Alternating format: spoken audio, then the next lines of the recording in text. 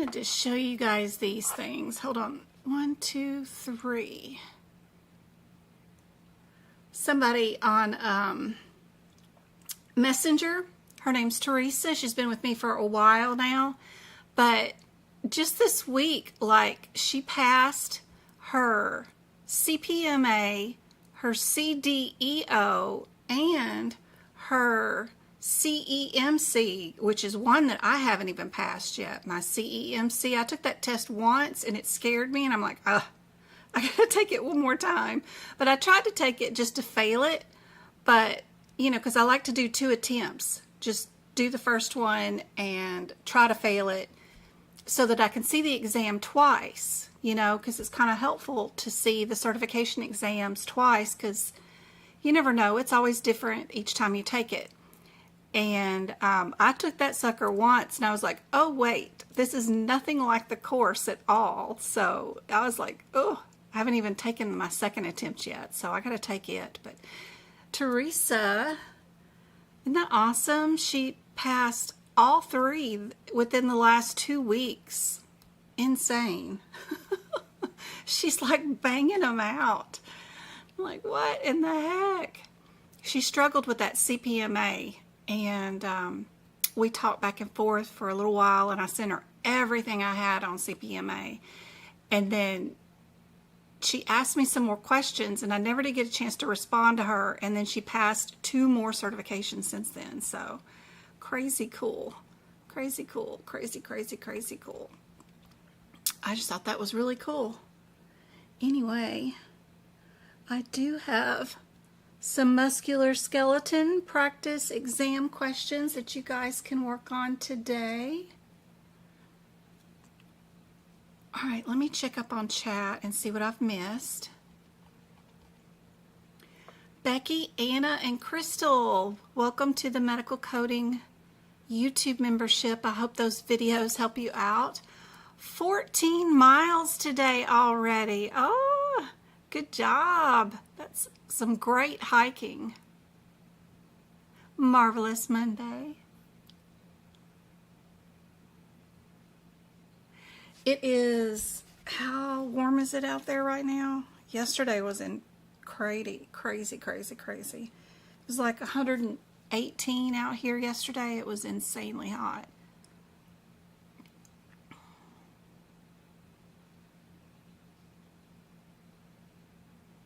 Hey Davis, hey Anna. Hey Go-Kart, good to see you. Every step is worth it. Yep.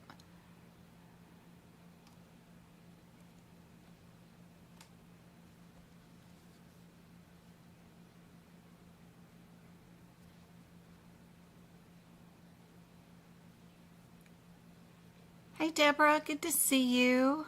She's been a YouTube subscriber for years, I think now.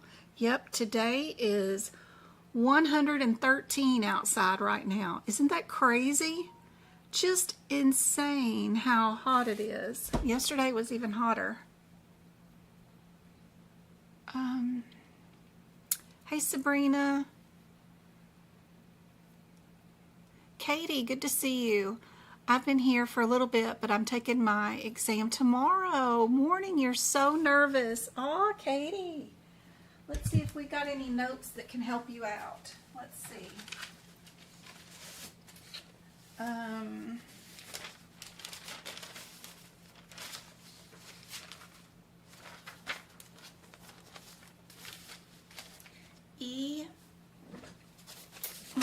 Let me see. Let me get my camera up again. Yeah. So, let's see. Ooh, the camera view is like really bad here. All right. So, let's see. Be sure you know the differences between the insertion of an IUD or the removal of an IUD. ERDS, Werthon's, phalanges, ALS, and BLS. What's the difference between those 2 ambulance services, right? Tendons, ligaments, ABNs, of course. OS means the opening of the cervix. We've got adverse reactions. When that happens, like your 6 digit is going to be a number 5. Tissue transfer with punch biopsy, the penile prosthetic, VBAC, be sure you know that, J11, HIPAA, nephrons versus neurons, NOS versus NES, ureter versus urethra. That's a good one to know the difference of.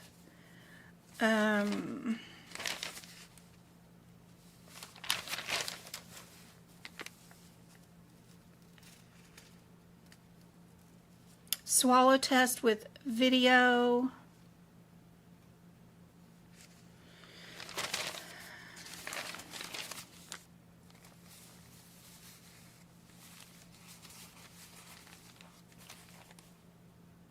The difference between abuse and use.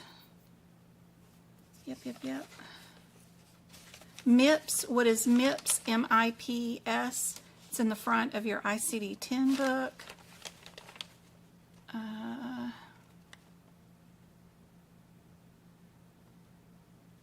A simple repair with debridement turns it into a intermediate pregnancy with COVID, peritoneal dialysis.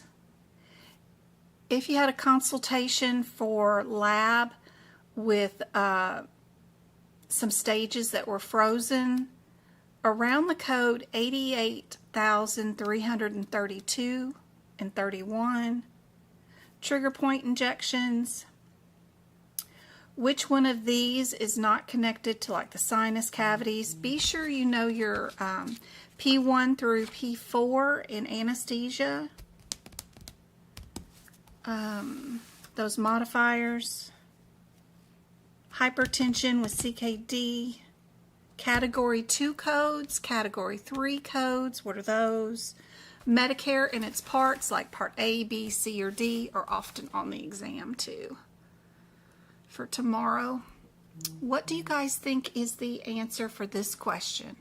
If you were doing the process of elimination or looking for similarities, what do you think the answer could be?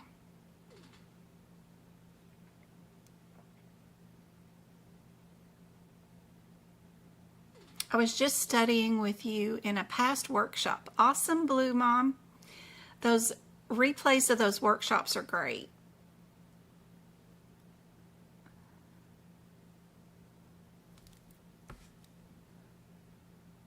Everybody's saying good luck tomorrow. Huh? Medical code and goals. Yep.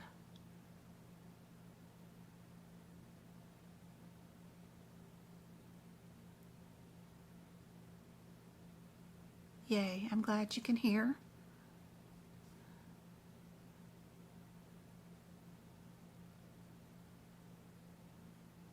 We have a flood warning in PA. Oh, I hope everything's okay. Hey, Samantha. I'm indoors, she said.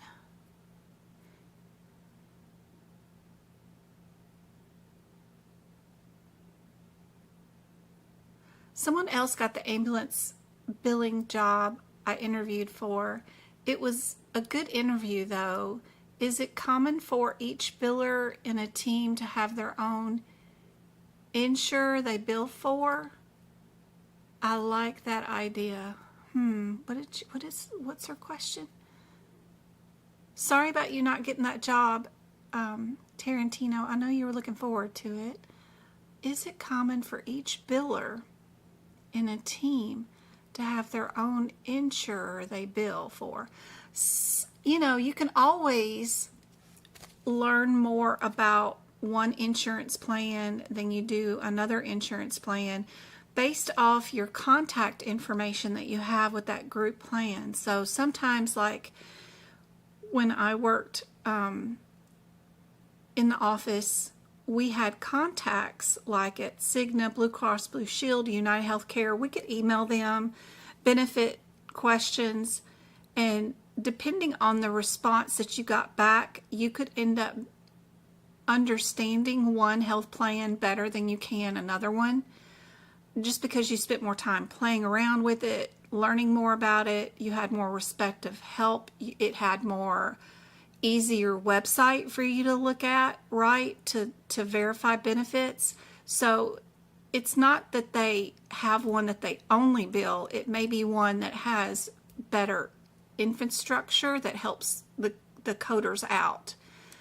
So if you see billers tending to be able to, or only wanting to bill certain health plans, then those must be the easy ones. Go for the ones that no one likes to bill and try to learn more information about those plans. Be sure to look up anything with a health plan, and then at the end of your Google search, add PDF or PowerPoint presentation, PPT. You'd be surprised how much information the health plans have out there on the internet that they give billers and coders. There is so much information out there. They build and they try to get you guys to bill properly, or the way they want you to bill, because they hate phone calls just as much as you do. And they hate denied claims, and they hate people calling them and utilizing resources, and it just bogs down the whole system. So they do have a ton of information out there over the internet about how to bill properly or how to medically code properly, and it's out there for free.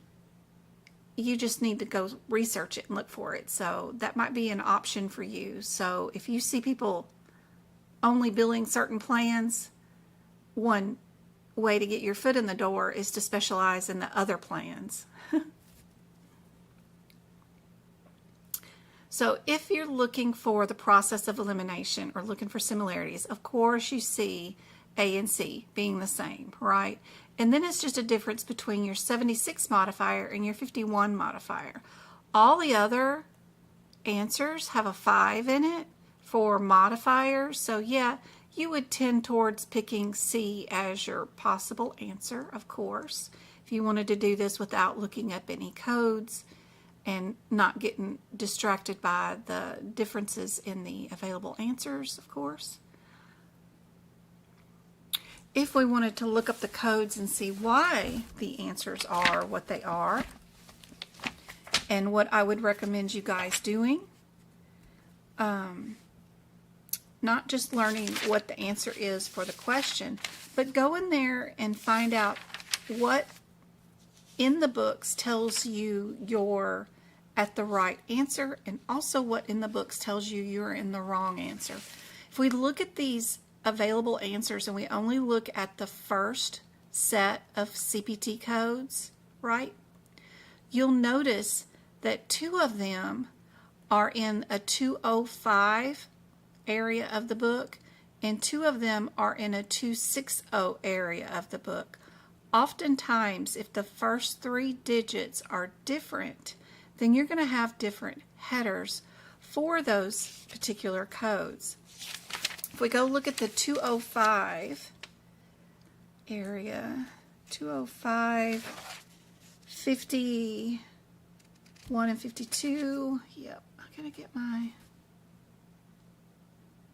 camera working properly. I got it zoomed in is one of my issues.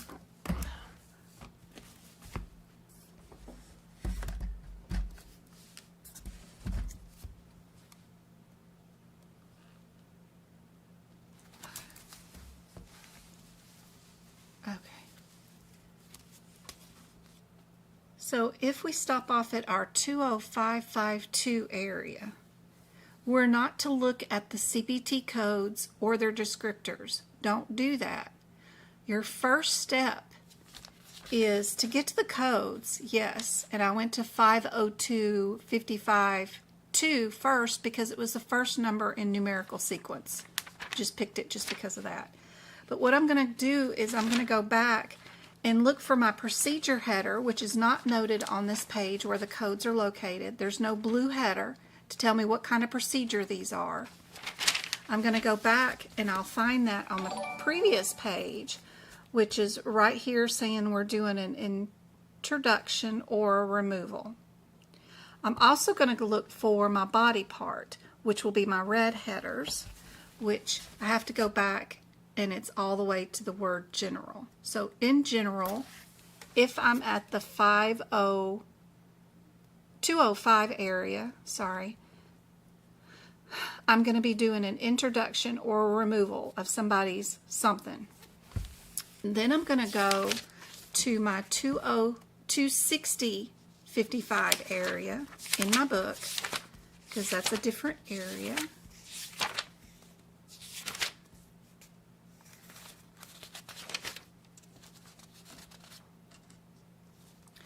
My 260 55 is over here on page 178.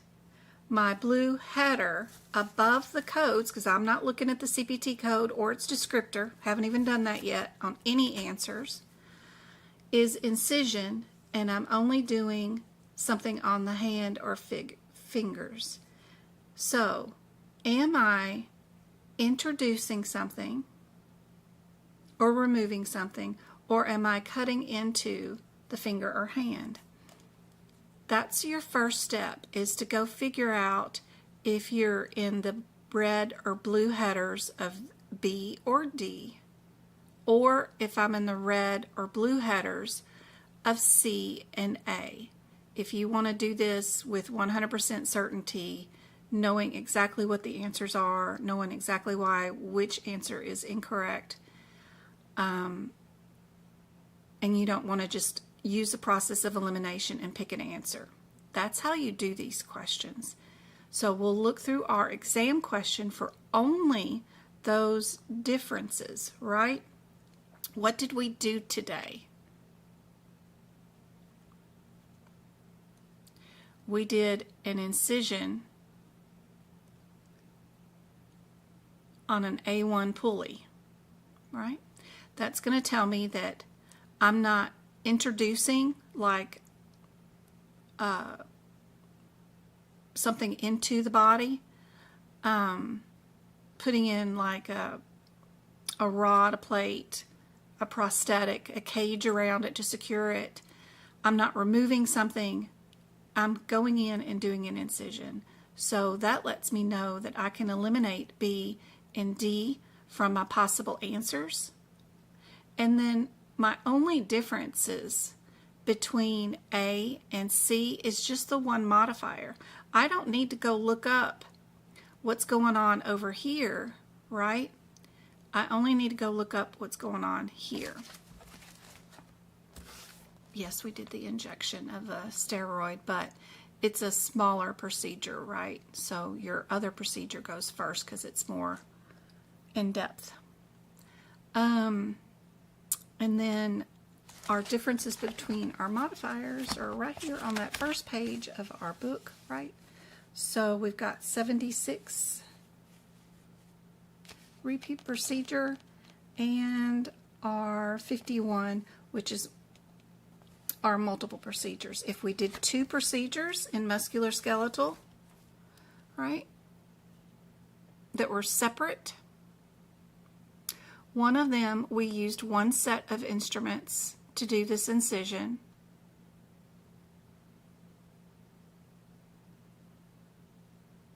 All right. Then we set down those instruments and picked up another set of instruments and we did a shoulder injection. Right? Palmar crease, you know, we're in the hand. We did an incision there. We put down all those instruments. We picked up other instruments and did another body part and did a shoulder injection. When that happens, you do get to use your 51 modifier.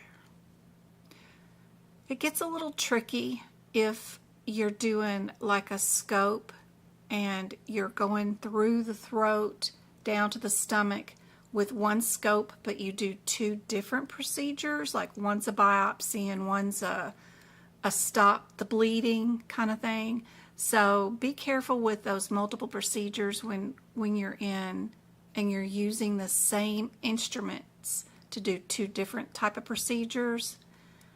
that gets tricky. You can't bill both. It's usually a combo code, and one of them will be included in the other one most of the time, not always. But for this type, of course, we've got the shoulder in one, and then we've got the finger or hand in the other one, and different instruments. Great, perfect. We do get to do that.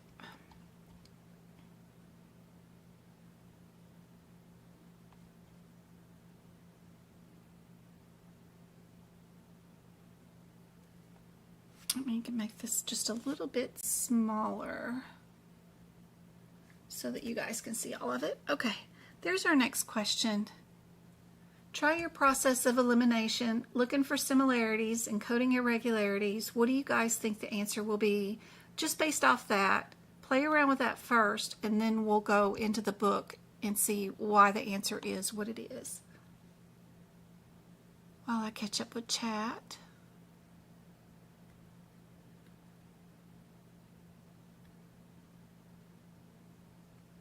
It was a billing manager that said each bill is for one, so it sounds easier. That sounds great. I would love to only bill Blue Cross Blue Shield. That would be awesome. I mean, as far as easy, you know, once you learn it, then you know it like the back of your hands. Now, they can change the way they want to bill quarterly, so you do have to be in contact with your health plan that you specialize in. You've got to be signed up for all their emails, physician alerts, because they will email like on a Monday or even on a Friday at the end of the month. By the way, tomorrow or Monday when you come back to work starts a new month, and we no longer accept this modifier for this code, and you have to go to this HitPix code. So you need to stay on your game as far as keeping up with that health plan's email alerts. They will, sometimes they don't email, they will only post the update for the billing change on their website, and you have to remember to go over there and look at it at the first of the month every month. Depends on who the group plan and all that stuff is, but that would be nice to be able to focus on one health plan. At least you only got one to deal with instead of 15.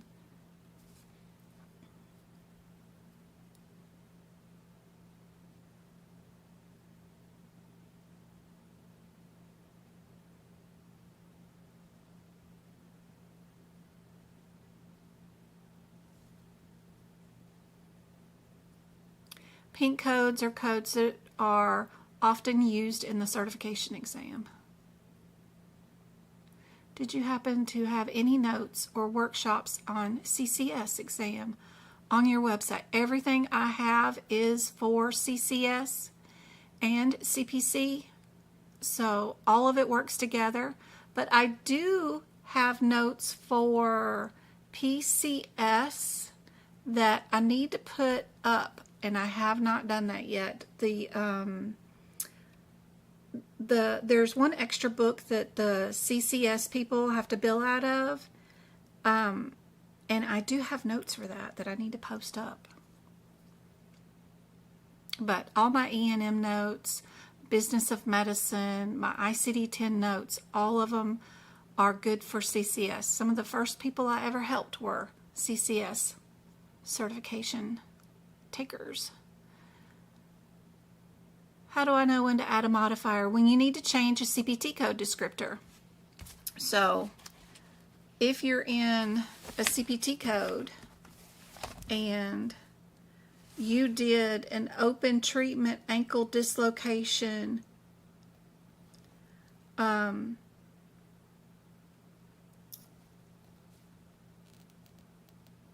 repair on a patient, right? And it was the code 27846.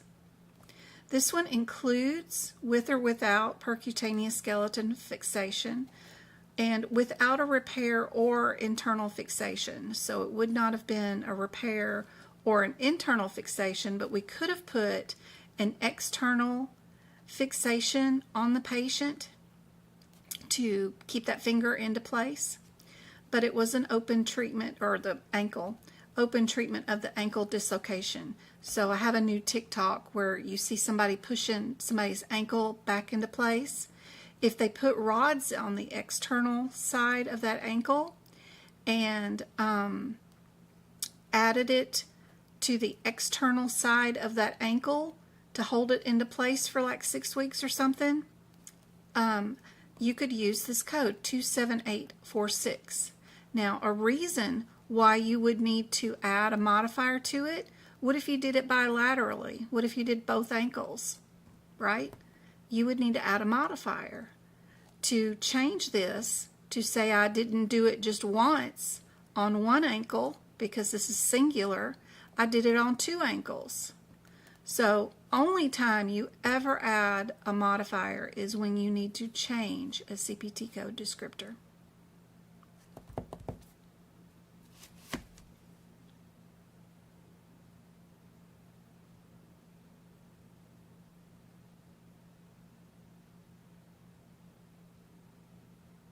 Yes, I saw you guys working through the E&M flashcards on my website. I think somebody was doing that today. So that's pretty cool. All right, if we are doing the process of looking for similarities and process of elimination, right, you see that 3 answers start out with this 80 code. And of the 3 available answers that start out with the 80 code, right, 2 of them have 2 CPT codes, and only 1 of them has 1 CPT code. What is more likely your correct answer from AAPC's point of view? Because you know the only, one of the key goals in testing you guys to be medical coders is, one of the objectives of this certification exam is to see if they can get you to be an overcoder. If you overcode and overbill, then they're not going to give you the certification, right? That is one of their #1 goals. Knowing that that's how they wrote the certification exam from that point of view, what is more likely the correct answer? A, right? Because it's just the 1 code by itself. If we go to our 206-80, what is included in that code?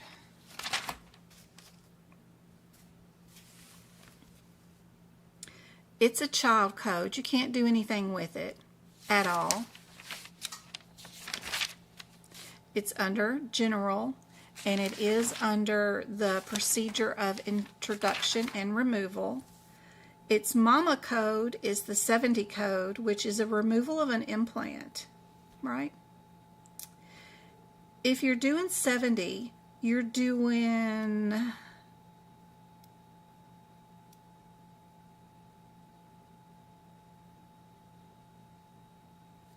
a removal with everything except for what is in 80. In 80, the difference is that it might include screws, a metal band, nails, or a plate. So we'll check out our exam question to see if we have screws or metal plates or something. And we do see in our exam question we do have screws, so we can verify that we did do 80. Would you bill these 2 codes together, a mama and a child code? That's what this question is asking you about. Other than that, do you know the difference between them 2? And do you know if you can code this code with that code? Have you read the beginning of this book where they tell you the instructions for how to use this book? And did you read the first column on the 2nd page where they tell you about the formatting of the book and what a mama code is and what a child code is? You guys on TikTok can't see what I'm showing off, but did you read those pages, I am streaming this live on YouTube, which is a better view if you guys want to go over there and watch it on YouTube. This page right here, where they're telling you about the differences between a mama code and a child code and what it means, and examples of when you can or can't code them together or what's going on with those. Have you read these pages? Is what they're testing you on. Simple as that, right?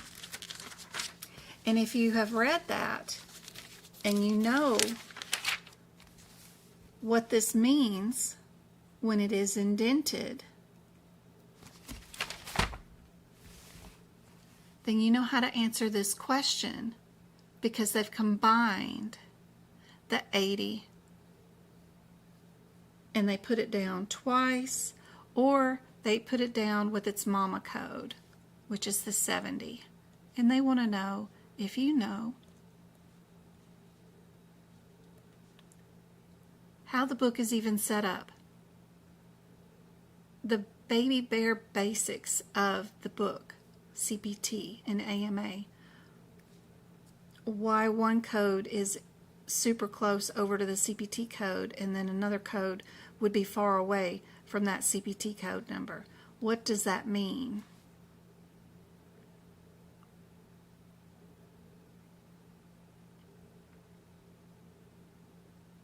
Don't let the guidelines stomp you.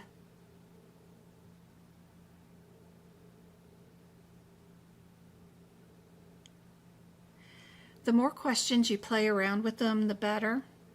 Did you guys know that you can look to see if a particular CPT code has a guideline that you need to know about? Do you guys know how to do that? What if you wanted to know if this 20680 has a guideline?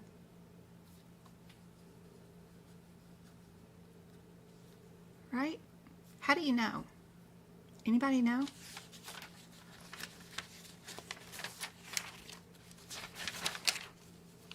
Are you going to go back and go, through all this stuff and read everything that they wrote right before, the exam questions right here, and see if there's one about 20680? Show you a quick hack on that. If you turn to these pages in the front of each chapter, so each chapter of your CPT book, no matter where you're at, it doesn't matter. I could be an integumentary. They all have these pages, right?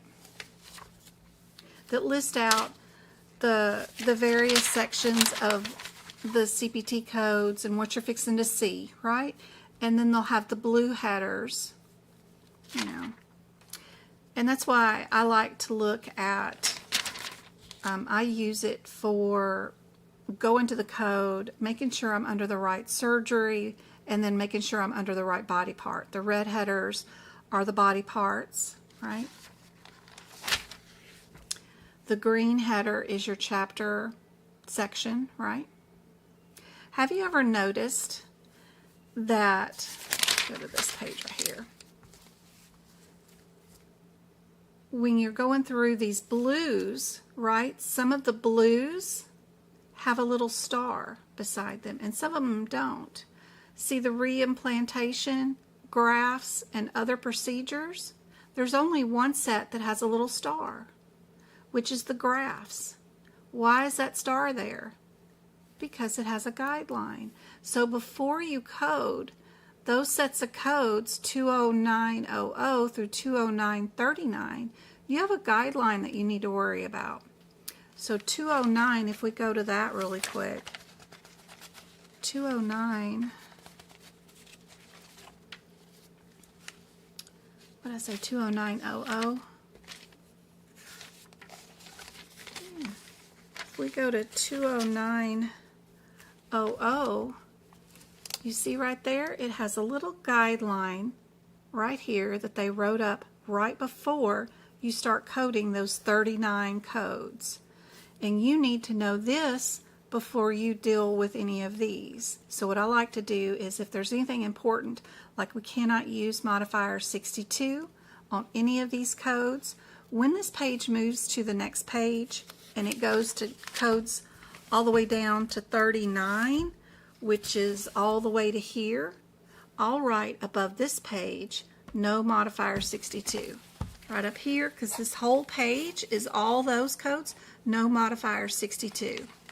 That way, it's not just written right here where I can see it for these codes. It's written on everything that it goes for.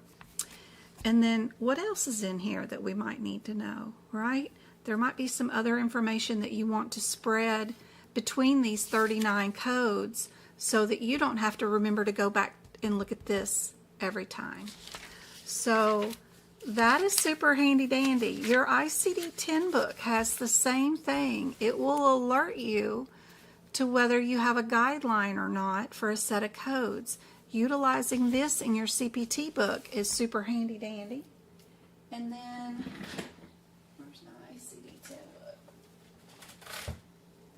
ICD-10 guidelines are easy in your tabular list, because if there is a guideline you need to worry about, they'll always tell you with that eyeball right there. So if there is a guideline at F15.9, I have an eyeball, right? It tells me there's one there. And I can run there really quickly and look it up.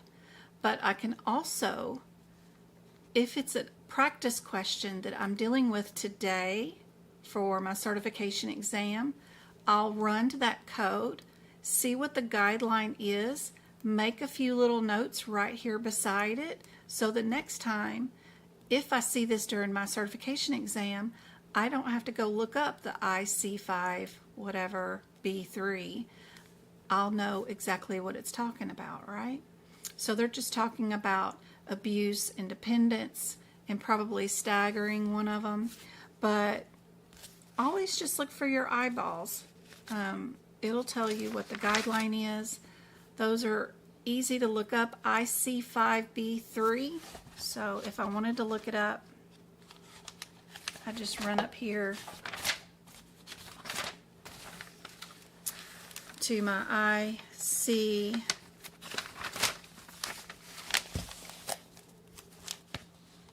What did it say? IC5. I went too far. IC5. I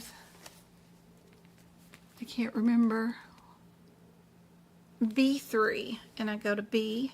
That tells me that I'm going to be on G14. So then I go to G14. Right here. And yep, it's talking about my use, abuse, and dependence clause that is right there. If our patient is diagnosed with use and dependence, I'm only going to code dependence and not the use, because dependence has a hierarchy. But that's how I use the ICD-10 book. It tells you when there's a guideline, so you know where to look. Another one that is often tested you on the certification exam is the code first. They love to ask about that, right? So if you're going to be asked a guideline on your certification exam, all you got to do is go to the code and look for your guideline. It tells you where to sequence it. You got to code something else first, which is Alzheimer's, right? Before you do your mild cognitive disorder, right? You got to diagnose what gave them the mild neurocognitive disorder. Was it Parkinson's disease, Huntington's disease, Alzheimer's? Your guidelines are right there with the code, so super handy dandy. And plus they're color coded, so we don't have to deal with too much like we do in our CPT book, right? If it's uncomplicated, if it's abuse, if it's intoxication, they're all color coded with that green changing of colors here, so it's really handy dandy. Anyway, and then I'll write my examples in next to the codes or the guidelines. Like I have my guideline here for the use and abuse and dependency, right? 1, highest dependence guidance, patient with use, abuse, and dependence. Even if it's mild abuse or low usage, same substance, only one code is coded. I'll move that guideline that's from here, right, to the codes that it affects. And then that way I've got it right here under all my mental disorders. And then I'll have some examples in my tabular list with those. So if I have a drug and alcohol example, I know the F10 goes first, then F33, then F42, then their GI stomach stuff, G31, and then their hypertension, and then a couple of more mental things, F17 and F11. There's an example of how we coded one patient. So kind of cool. I like doing all that and adding those examples and moving the guidelines to the codes, but it's really self-explanatory. When you get to a code, it tells you with the eyeball what the code number is, IC5D, then you just got to go run to that, see what it's saying, and then add a little note there. And the more you do, the more you practice, the fuller these books get, and the more you see a guideline, the more practice you get with it, then you'll start remembering it. But you just can't read it once and know it. You know, you got to do it like 10 times before you can recognize it and start remembering it, right? I know, at least I do. Same thing with your kids. When you start introducing new foods to them, they're like, ooh, I don't like that. Ooh, I don't like that. Well, you got to introduce it at least 10 times before you can even tell if they absolutely are never going to like it or they start liking it. All right, let me get this out of the way. Anyway, I hope that helps. Hey, MK. Love you, girl. Good seeing you. All right.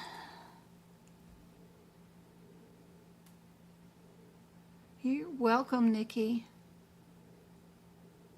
Sorry about the no page numbers. I'm sorry. Quick question. I was wondering if you had the whole 2025 CPT book. Yes, I do. Not in, like, I do have it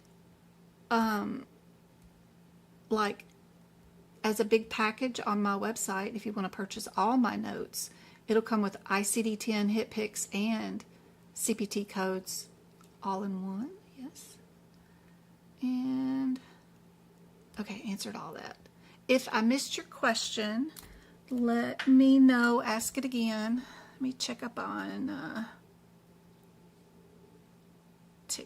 YouTube chat.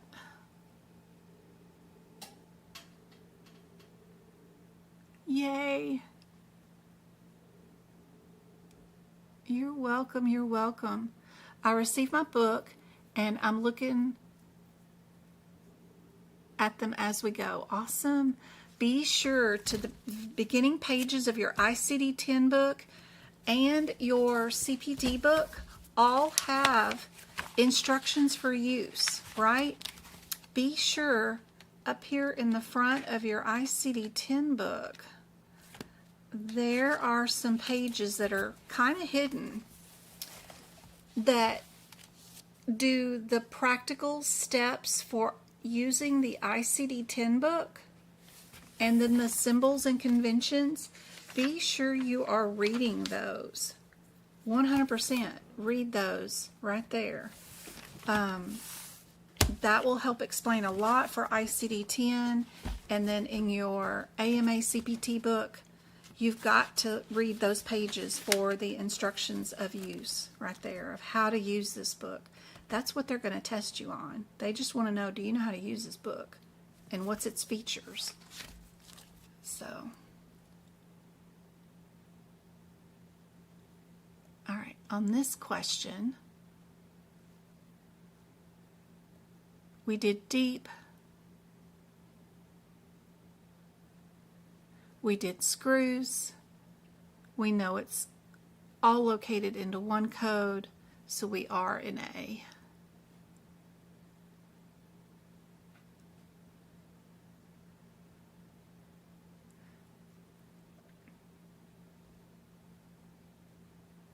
It is. I sell on McCary app, you know, guys, so that I can help pay for those annual fees, the books every year, the membership fees, that kind of stuff.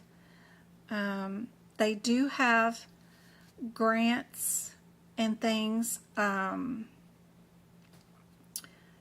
hardship grants, disaster relief, like if you're in a flood area or if you're in a car wreck and you lose all your books or something, you can fill out a different grant form for that.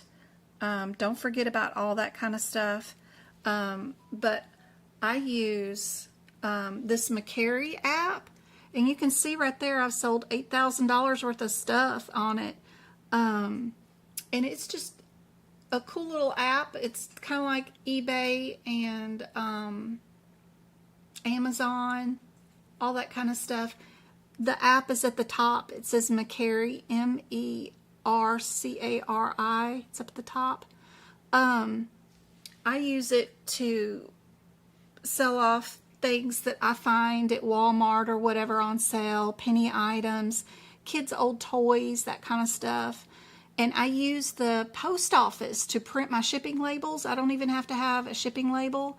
When I sell an item, I just take it to the post office. They scan my phone, and then they print the label and send my stuff out. I got tons of stuff left over from, you know, packages from Amazon, so I just repackage stuff. Even McDonald's Happy Meal toys and stuff like that all sells. I use this every year to pay for my car tags because I always forget to save for those, and then my annual membership, and then my books every year. So I love the app. I've used it for, I know, 5 years now, easy, and never had any problem. You don't have to use PayPal, so there's no PayPal fees that comes out of the sale, nothing like that. They just direct deposit right into my checking account, and there's no 60, 30-day, or 90-day returns for anybody. They have 3 days to like it or cancel the sale or whatever. 3 days and the deal is done. They can't come back to you later and fuss at you in 90 days when it breaks. I love that. It's awesome. So that's the best thing for sure.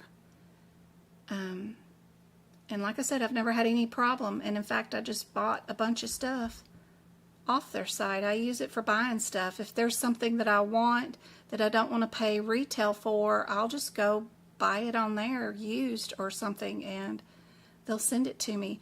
I needed to get birthday presents for Travis's besties, and you know how Labubus are all the rave right now. So this lady was selling a bunch of Labubu socks and bags and stuff, and little pencil bags and stuff. So I got that whole lot for, you know, 20 bucks, and it's here and it's wrapped and ready for birthday presents, you know. So it's just a bunch of parents exchanging stuff. So, you know, I love it. Anyway, let me get back up here. Thank you much for all the roses. You guys are awesome. Thank you, thank you, thank you for all the gifts. Hey, Elena. Good to see you. Thank you, thank you, thank you. It's hard for me to keep up with both chats, so I don't ever see all the gifts and the heart me's and all that stuff. And I know I got 15 subscribers on TikTok. Thank you so much. That helps me pay for the YouTube memberships that I give away every month to all the YouTube viewers. So thank you so much. We got $18 this month from TikTok, so that was awesome. Thank you, thank you, thank you.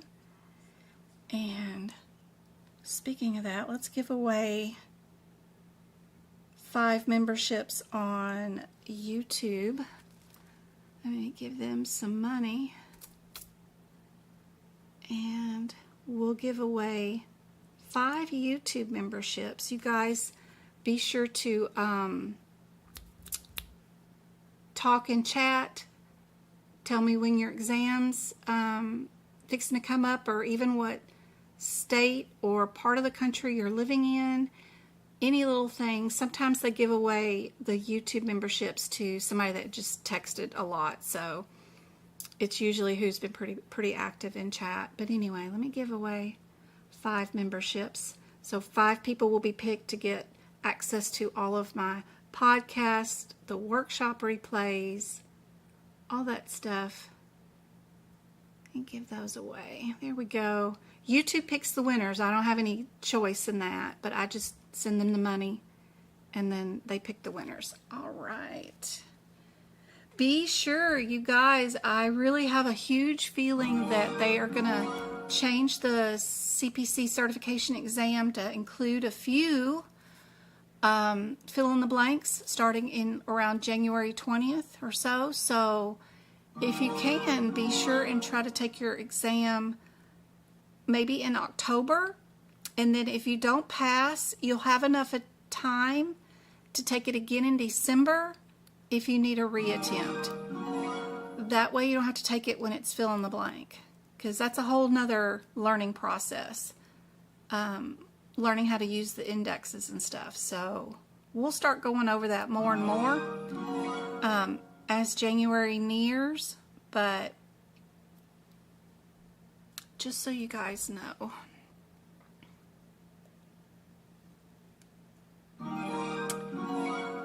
So Davis, Ray, Jessica, Flower, 2 Flowers, and Flower Power both won YouTube memberships. I hope those help out a whole bunch.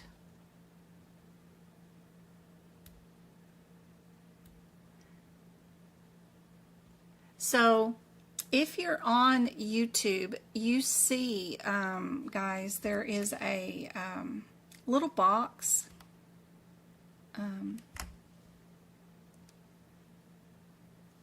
in chat, by the way, that if you're on my YouTube channel, hold on, TikTok is like wanting me to do this. Okay. This stupid puzzle thing. Prove I'm still here. I'm still here. Oh, gosh. I can't line up this thing because... Oh, no. Okay. Failed it again. Try again. Okay. There we go. So if you're in YouTube and you can scroll up to chat, you'll see these little boxes right there in our chat window. If you hover over one of them, you'll get 3. Colin has become a member. You'll see 3 little dots that will show up.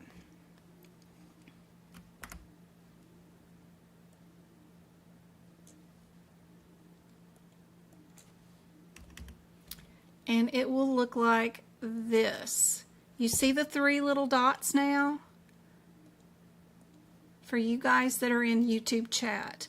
If you tap those 3 little dots, you can set or see if you have the option to accept free gifts. If you've never clicked on that button and never been able to, or have ever seen this button before, sometimes the first time you need to be able to accept gifts.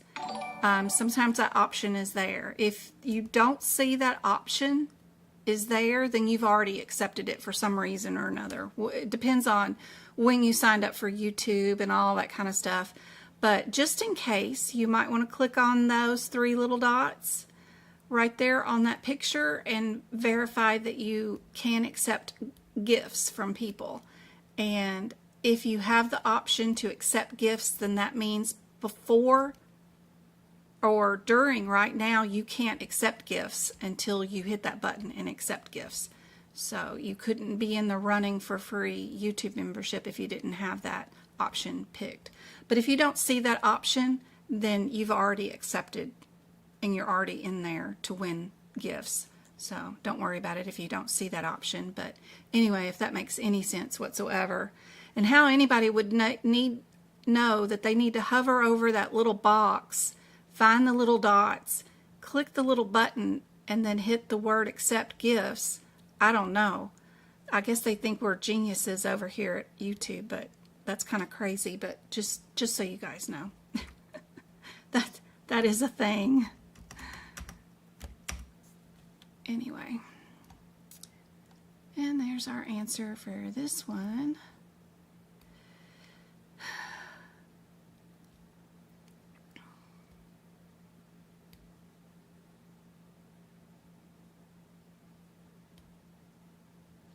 So let's look at this one real quick for our 2, 4, 5, 7, 7, and 7, 9.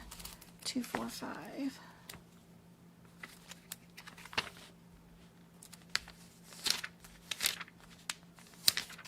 Two, 4, 5,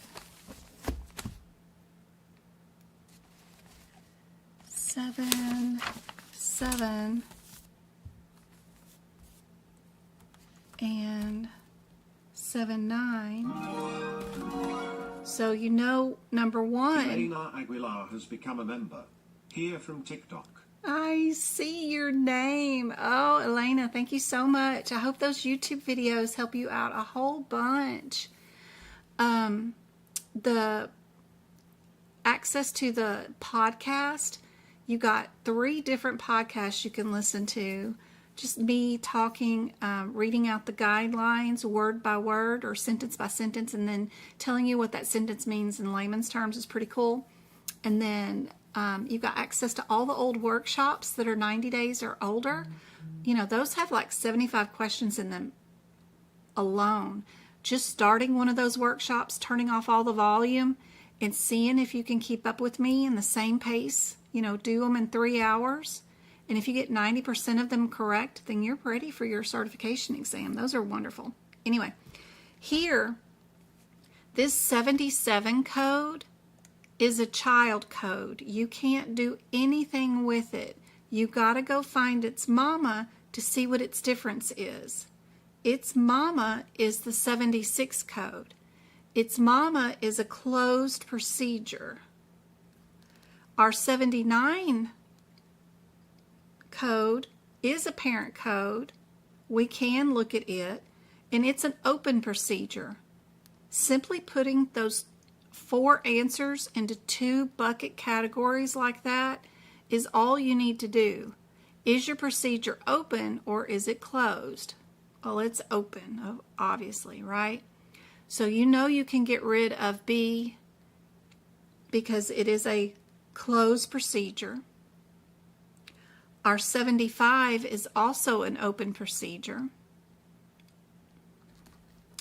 It's treating the epicondyle, where our 79 is just the condyle, and it's not epi. So we have to go look in our exam question for what part of the condyle did we work on. It was not epi, so we know we are 79, right? There's 2 differences between our 79s. Would we add the casting supplies or not? Now, remember at the beginning of this book where I told you guys to look to see if you have a guideline that's going to be attached to those codes? You can use, you know, your thing here to see if there's a guideline that you need to worry about, right? Or we can go to our 290 codes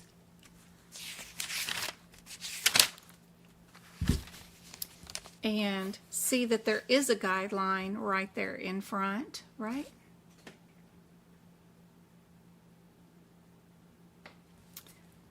Right, and it's the last paragraph right here. You guys can't see on TikTok, but I'm showing off the guidelines at our 290 code. And that the 3rd paragraph down says that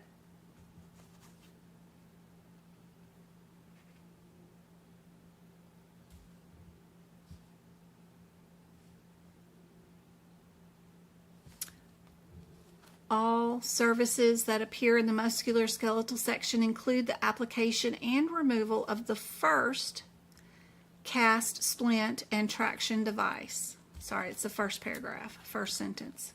Usually it's the third paragraph, last sentence, but it's the first one they're asking about. They want to know, do you know about that particular guideline? That's all. And that's all they're testing you on, is to see if you've seen that one guideline. And it's written right before the code set.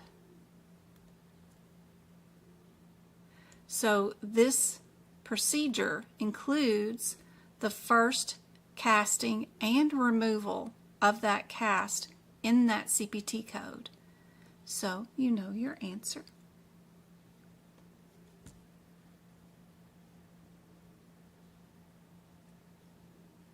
Is definitely that C that we were talking about earlier that we showed off. Yep. All right, what do you guys think about this one? You're welcome.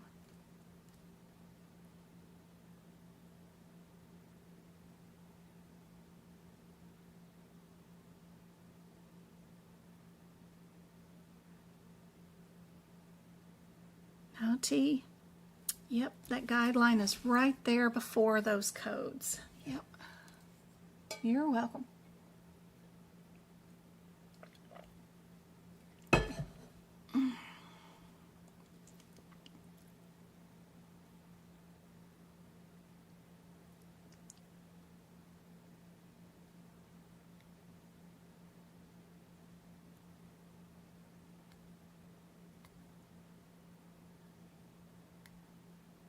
Colleen has taken hers in December.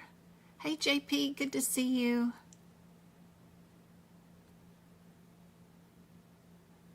What's the YouTube thing for? Let me show you. Let's see.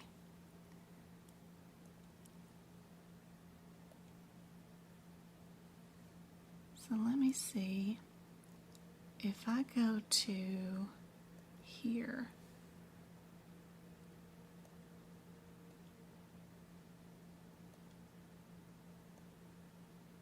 If you go to my website, Medical Coding by Jen, and you go to the free resources, right, drop down menu, YouTube is right there. You can click into the YouTube channel. So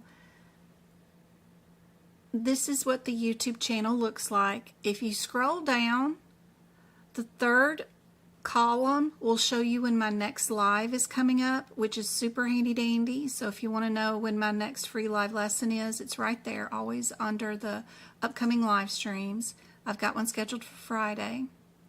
All my past live streams are right here. You guys can rewatch those whenever you get a chance. I try to put in the header what we went over, like cardio, musculoskeletal, female reproduction, all that kind of stuff. So it's in the header for you. If you go to the shorts tab right there, it's got a bunch of like practice questions.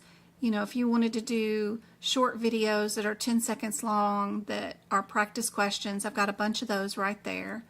If you go to the live tab right here, it's got all of the previous live lessons, right? Yep, and if I do a free workshop for everybody, like I do in April every year, or in December, because I do 2 a year for free for everybody, those are also located here in the free lives. If you go to the podcast, if you have a YouTube membership, you get to listen to me reading out the course, or the ICD-10 guidelines, or the E&M guidelines, and then telling you what it means in layman's terms, just in audio form, right? If you go to the playlist, if you have the YouTube membership, you'll have access to all the replay book prep videos, like the CPT book prep videos that are right there, the ICD-10 videos, book prep, or the guideline book prep. If you're here on the YouTube channel playlist tab. Instead of clicking on the picture, don't click on that. Click on the view full playlist, no matter what section you want to look at, because that gets you a list of all the videos in that subsection so that you can scroll through them and pick out the one you want to watch instead of it auto starting by just clicking on the video. So this is all the book prep videos, right, for CPT book prep that anybody that has a membership gets to watch, right? So if you want to look at anesthesia, if you want respiratory, don't worry about the year, because like anesthesia has not changed. There's been no update to any CPT codes at all in 5 years at least. So don't worry about what year the video was recorded or anything. They're still perfectly good videos. All lab and path, medicine. You can pick out which section you want to do. Digestion, all that kind of stuff are all right there. So under the playlist, there's also a membership tab, which is just a rehash of all the videos again, right? And then we've got under post, if you go there, I've got a ton of practice exam questions. They're not videos, but they are interactive practice exam questions. You're looking at it through my point of view, but if you were watching this post page, you would just have a written practice exam question, and you would need to click on one of the available answers to see the explanation and rationale. So there's a ton of those practice questions there, so be sure and check that out. But that's what the YouTube membership is. You can pick the $4.99 all the way up to a $12 or a $14 membership if you want. It's up to you, whatever you want to subscribe to and donate for the content creation. They all give you access to everything equally. The old workshops are all right here, so if they're older than 90 days, you've got access to all of them right there. Like I said, be sure and click on the view full playlist, not on the picture, and you'll get to see which one you want to look at, because some of them are just cardiovascular workshops. That's 3 hours of all practice questions of nothing but cardiovascular questions, and not me answering questions and doing a bunch of conversations. These are just in 120 seconds, can you do this question and move on to the next one. That's what that workshop is for right there, all cardiovascular. Or it's all integumentary or all audio or visual. I did a few of those. Most of them are all 18 areas of the workshop of the certification exam, but there are a few that are just specialty, like CPMA or E&M and guidelines. That was a good workshop. It did nothing but E&M questions and guideline questions. So pretty cool. There's a risk adjustment one. So it's always handy to click on the view full playlist. That way you can scroll through and pick out what you want. And if you are looking for a particular subject, like elimination, like the process of elimination, just type the word there in the little magnifying glass in the top header of any YouTube channel that you happen to be in. It'll bring up any, oh, it won't bring up, you got to spell the whole word out. Okay. Process. Let's do that. It'll bring up any video where I've labeled it the process of elimination, right? So you can look them all up into one search. So that's super handy dandy. If you're looking for more practice exam questions that are not videos, I do have some memberships. I've got for $7.99 the membership where you get access to all these pages, where we have a ton of practice exam questions like cardiovascular, integumentary, orthopedics, is musculoskeletal, diagnosis codes, digestive. You just get access to these pages, and for $8 a month you can subscribe and do all these practice exam questions. Like, you just click on what you think the answer is, and it'll tell you what the answer and rationale is. Super cool. You just click on it and it'll tell you. You can do that for any of them, and you know, there's pages and pages and pages of them. I even have like bodies. You can pull the body pieces down and put them where in the quadrants they should be, and then check your answer and see if you're correct or wrong. Super cool. Got lots of those in there too. But you can practice a ton of practice questions, and it'll tell you whether you got them right or wrong for $8 on my website too. So I've got that one. I've got a membership for risk adjustment and another one for practicoding if you're doing practical coding. We help each other with those cases, but that's all. Hopefully that is super helpful. Let me get back in here to our musculoskeletal questions for today. Get back to those, and let's work on these.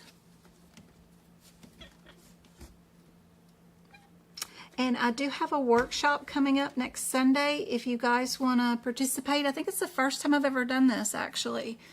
I'm going to go through all 18 areas of the certification exam, tell you where that info is in your books, and what codes I predict might be on your certification exam, kind of like what to look for in that area. We'll go through the anesthesia section, for example.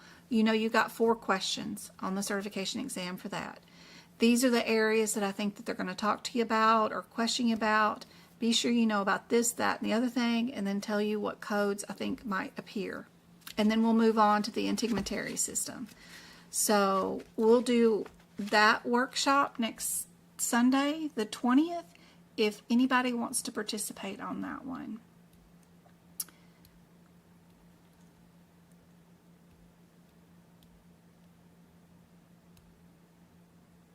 All right, this one. What do you guys think is the answer? We're probably going to have to go to our S82, find out our definitions for the N, the S, and the C. But it's probably the N since it's down on 2 available answers. And then it's just a difference between the 24 and the 22.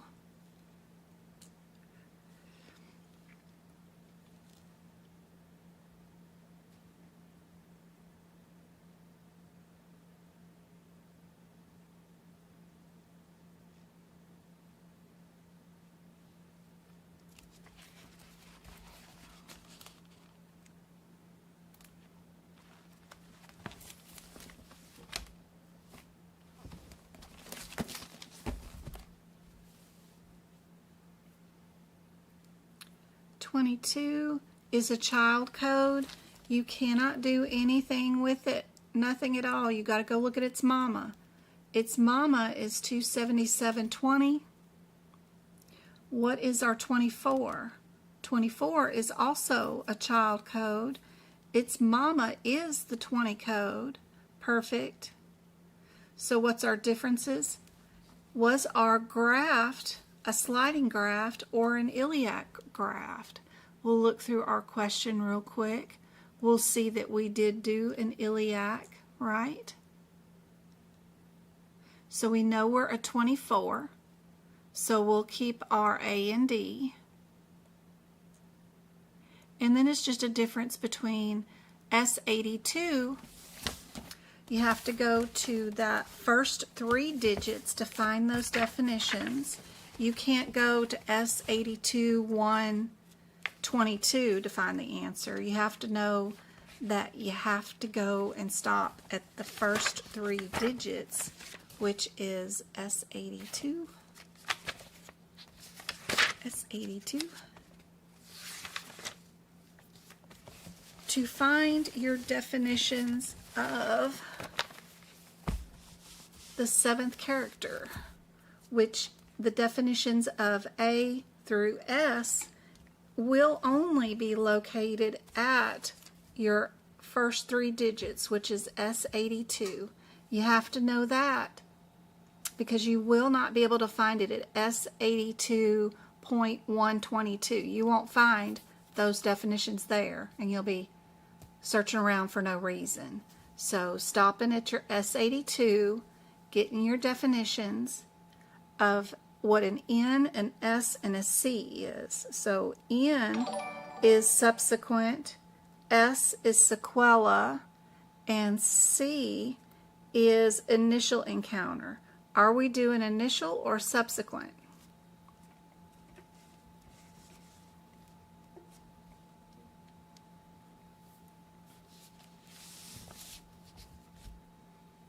Go-Kart got the #1 gifter badge on TikTok. Happy Monday. Hey, JP, good to see you. You're excited about the workshop? Me too. It's the first time I've ever done this one, so I did it for a teacher one year. She tried to get me to do it in 1 hour, and we ended up doing it over 2 days. 1 hour each day. But God, it was fast. I'll probably honestly take 4 hours on Sunday to do all 18 areas of the exam, because I want to show you what are the tricky parts per section that you could get stuck on, and how to handle those questions during your exam. So we'll probably be 4 hours on Sunday, but it's okay. You'll get the replay link. It'll be the same one that you get when you purchase it, and you can watch it in your own time if you can't spend all day Sunday with me. But I'm hoping it'll have good information in it about what to expect on the exam for sure.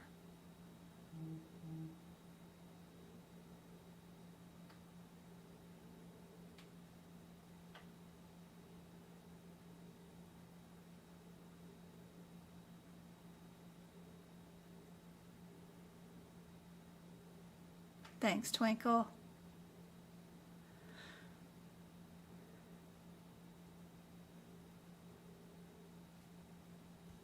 What did Anna want? I don't know if Jen answered already, but how do you know when you need a modifier or not? Yep, I answered it. I did.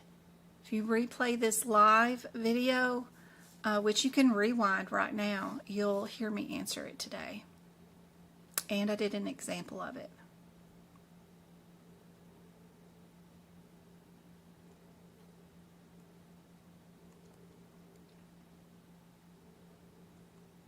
Did everybody get A for this answer?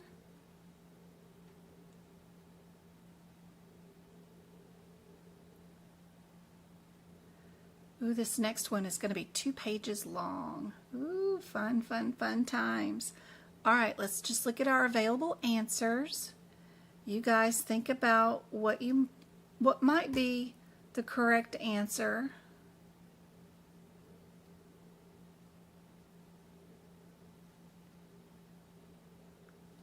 If I was looking at these, I like the 2 30s.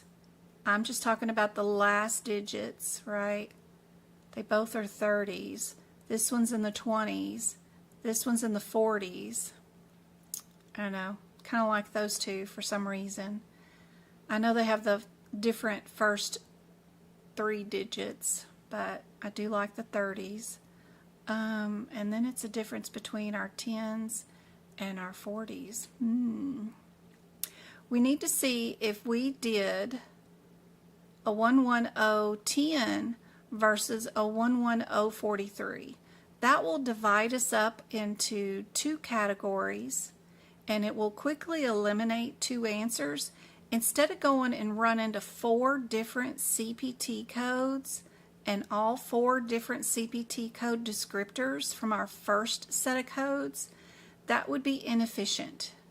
So I'm going to go and jump to my second code, only look up my differences between these 2 codes, divide my possible answers into just 2, because I can eliminate 2, and then that way I only have to look up 3 codes versus 4 codes. I don't know. It just seems more efficient. All right, 11010 is under what? 11010 I'm under the header of incision and drainage in the integumentary system, or would I be 11043? Same header, right? No. Am I under the right one? 11010, good, and 11043, yep. So, good. 10 is debridement, open fracture, and then the 43 is muscle fascia. Which one would we be?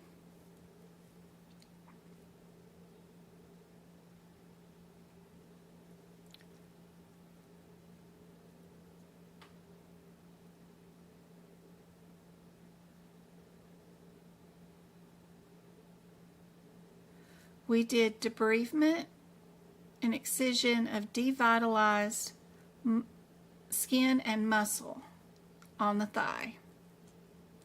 Is that coded at R10 or at 43?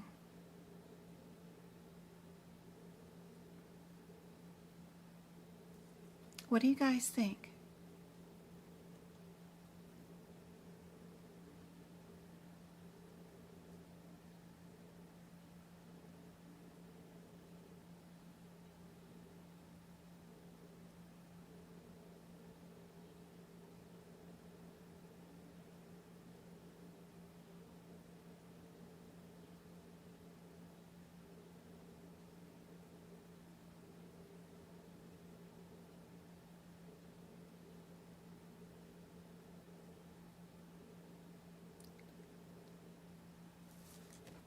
Go-kart, my love.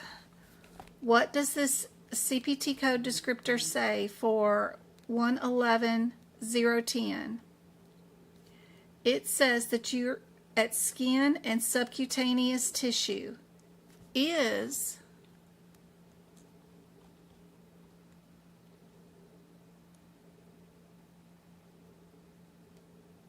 devitalized skin and muscle at the thigh, skin and subcutaneous tissue.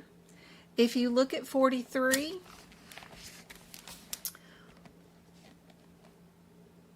right, its debridement of muscle or fascia includes epidermis, dermis, and subcutaneous tissue. This is just a body part location. Did you do subcutaneous and skin, or did you do muscle, fascia, and dermis layer? It's just a layer issue. That's more important than the word fracture. Don't get hung up on that mess.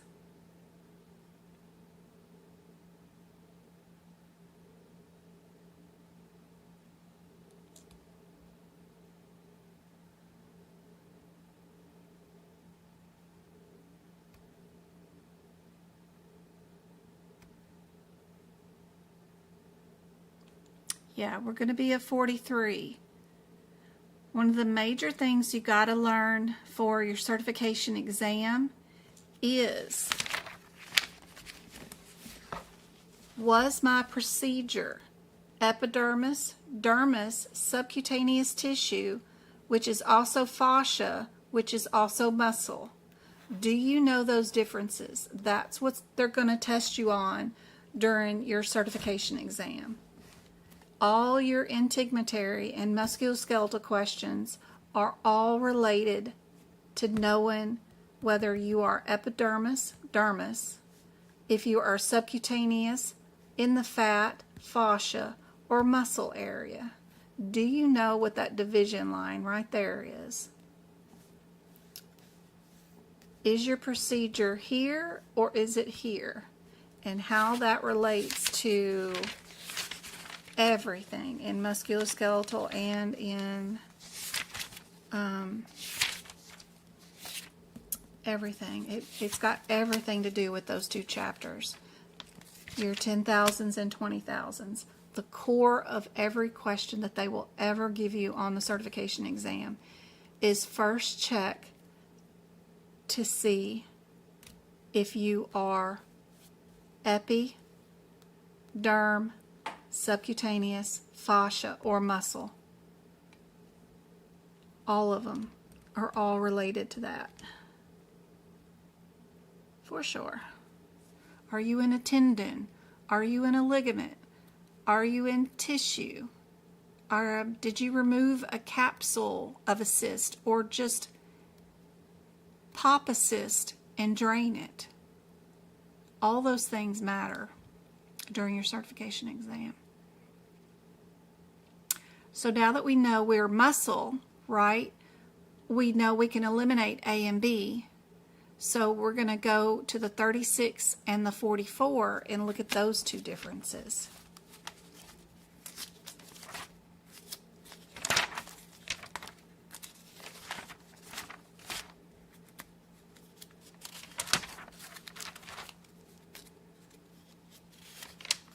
Let's see, our 36 and our 44 are both parent codes. Great. One of them is open and one of them is a treatment. One of them's dealing with a fracture of the femur and one of them's dealing with a fracture of the trochanter. Do you know your body parts, right? Where is the femur in this picture and where is the trochanter, right? Do you know where, right?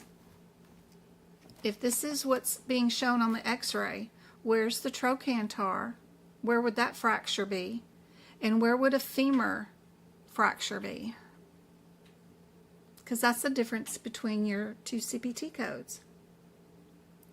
36 is proximal end of the neck. Where is that? Of the femur. Where would that be? Right? And then 44 is intertrochanteric, peritrochanteric, or subtrochanteric femur fracture. Where would those be? Do you know where the femoral neck is at? So then you look through your exam question and see if where your fracture was located, and then you know exactly what the answer is, right?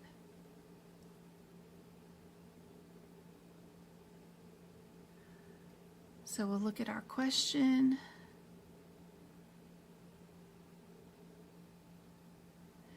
Right here, and the head of the femur was exposed. Multiple fragments of the neck and the greater tuberosity were removed.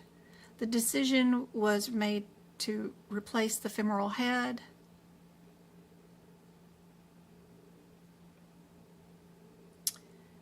And up here it will also say that they had a displaced fracture of the left femoral neck. Yep.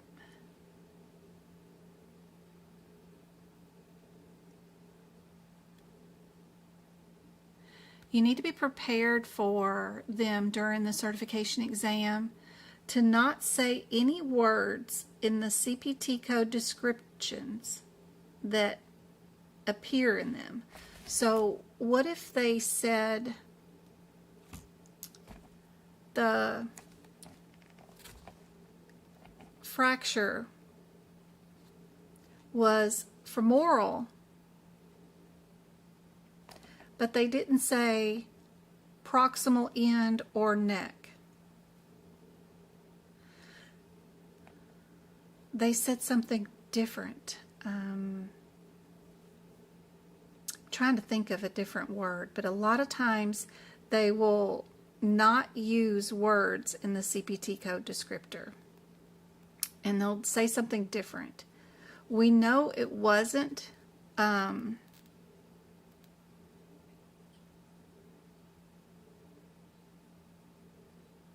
they may say femoral head. That's a really good one, because the neck and the head are almost the same thing. They might have said femoral head, which isn't in either one of these codes. That's why knowing the differences would be super helpful. Like the femoral head is here, the neck is here, the trochanter is that part right there at the top. So if you had a fracture here, it would have been 44, but because the fracture's here, it is in the neck or in the head, it is the 36. So be sure to know some of the anatomy or AKA terms for what's inside a CPT code descriptor, because they love to pick on that kind of stuff. And if they give you anything in these questions that is helpful, like they're calling this a femoral head, you know, and you know what the correct answer is, then you can go in there and make notes about some of the AKA terms that they did, for sure.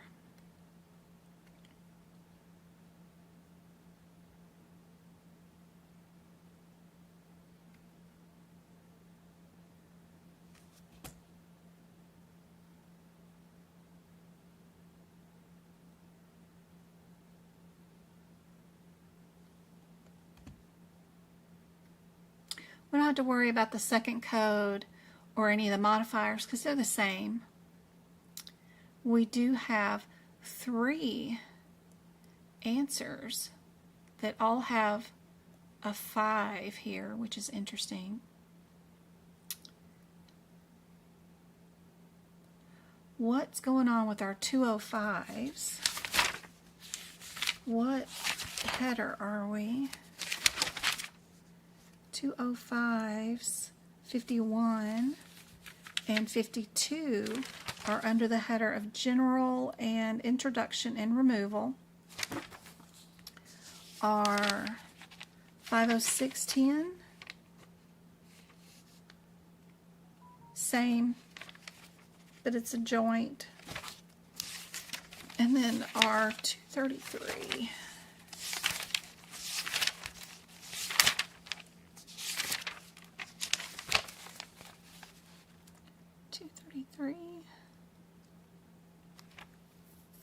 50 is under introduction and removal, but it's under the body part of shoulder. What did we do today? What body part are we working on?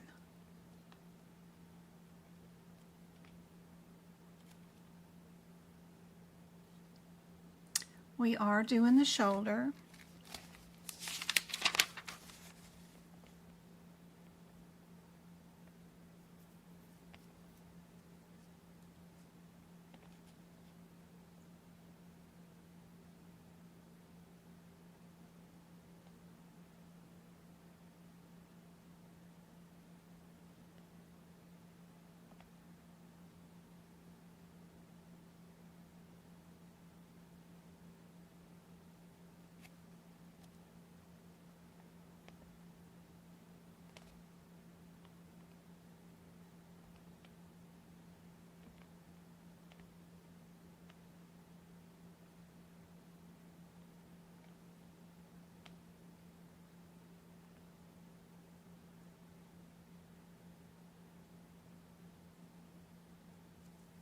They did. Radiology.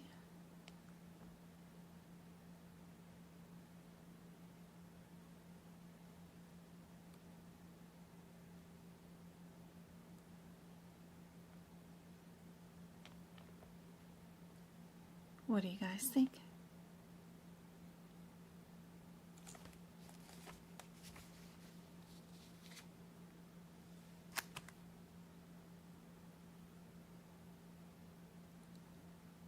(20610) is a joint injection also, but no radiology. But it's a joint aspiration or injection. We were doing a study to see if even the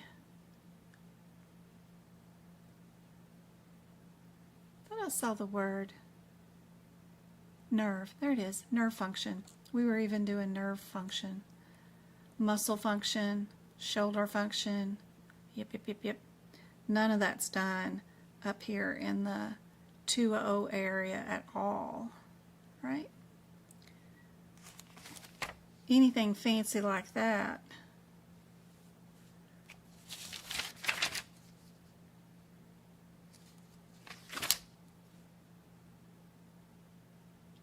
Be back there in our 23350 area, right? Yep. We got C. Yep. Awesome. All right, we got time for one more. And I'm gonna go make a pizza. Looks like we got another 2-pager. Oh boy. Fun. What do you guys think is your answer with just looking for similarities, looking for coding irregularities? What would be your process of elimination? What would be your favorite? Definitely like A and C, since they both start off with the same CPT code. Then it's just a difference between our J code. How many milligrams? Kinolog, we did 10 milligrams. It looks like it shows up as a 10 milligram per. So it's probably A, huh? If we're ordering 40 milligrams and it's a 10. So without looking at anything, I would probably pick A as my answer and move on to my next question without doing anything. But if we want to verify and know why the answer is what it is, if we go back to our 205s, 26s and 50s.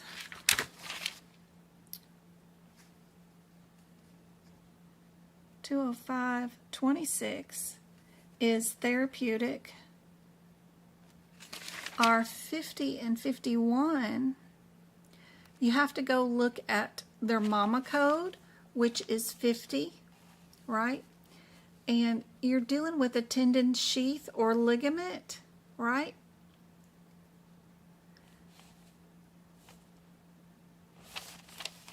But if you're doing the 205-26, you're doing a therapeutic injection. Why are we doing this injection?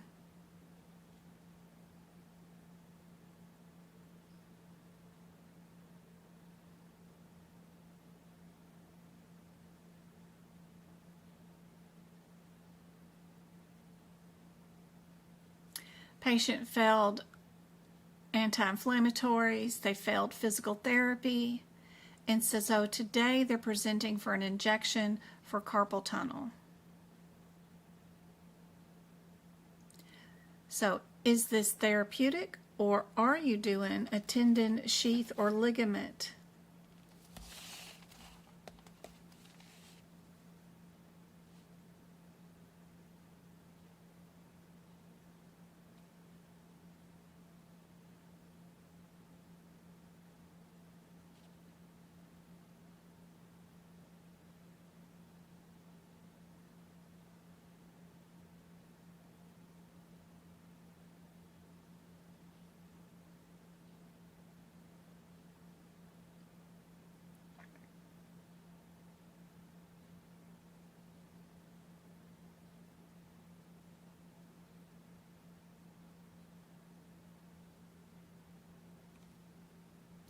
Yep, is that code even in? Sometimes I think one of the 2024s or one of the 2025s, one of them doesn't have that J code in it.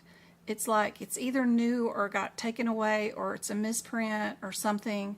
But I think that code 3301 isn't in the 2024 or something, so it may be something that you need to add. There is some sort of J code that's missing from one of the two books. I can't remember if it's 2024 or 2025, but it's one of them in this J area. It's something to do with steroids. But yep, A is it. I hope this has been super helpful. We've got another free lesson on Friday, so I hope to see you guys then. We'll do 2 more hours of process of elimination, looking for similarities and stuff. And we'll also have our workshop on Sunday. I hope to see you guys there. It'll be a lengthy one, but we'll go through all my pink codes and see what we've got listed, and then also which codes in which areas are going to be the most important for your certification exam. Also, most missed concepts on the certification exam. We'll go through all of those to make sure that out of each section, what are the most missed concepts? Maybe I can show you a thing or two about what's most missed, show you how to handle those CPT codes, and then what codes are often picked to quiz you on, and areas of the books to know for your certification exam for sure, and where the charts are, where are things that will help you out, how to figure out, you know, the anatomy stuff, that kind of stuff. So should be a fun one, but it'll be a lengthy one, but hopefully it'll be helpful. We'll go through all 18 areas of the exam. Yeah. For those that have the CPC course with me, I added 3 new documents today inside your course at the end of procedures and anatomies and top guidelines to know for your certification exam, and then that sheet about the modifier categories, which modifiers are pricing, which ones are payment, and which ones are location modifiers. Put that document inside your course too, so that you guys can add that to your CPT book if you want to prior to your exam day. I hope all this stuff is super helpful. Love you guys. If y'all need anything, y'all email me. And we will be turning on one-on-one tutoring again in August. But I just got to get the boys back into school, and I think they've got 2 more weeks left of summer. They start back July 31st, so it won't be long from now. They'll be back in school during the day, and then I'll have some more peace and quiet during the day. I hope this was helpful. You're welcome, Lauren. Sorry if I didn't get to all your messages today. I will see you guys on Friday. I hope this was super helpful. Hey, Carla. Yay. It was, yeah, they started summer kind of early, I guess, in May. So they've been out since May. So I don't know. I don't know if it's short or long, but I'm going to go cook a pizza. Love you guys. I'm going to go work on that workshop too. And I'm really close to posting some notes for CRC, a study guide for it. I've got the notes up for the CRC certification exam, but somebody wanted a study guide. I'm almost done with that. And then I need to post those PCS notes for that book too. Gosh, so much to do. I'm going to go get working on it. Love you guys. I hope this was helpful.